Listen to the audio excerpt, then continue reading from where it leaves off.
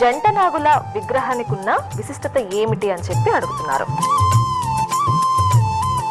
సనాతన సంప్రదాయం ఎంత విశేషమైనది, ఎంత సైంటిఫిక్ దృష్టి కలది అంటే, నెమలికి సంభోగ స్థితి లేదు. కంటిలో నుంచి కారేటటువంటి నీటి బిందువులను గ్రహించి ఆ నెమలి గర్భం ధరిస్తుంది.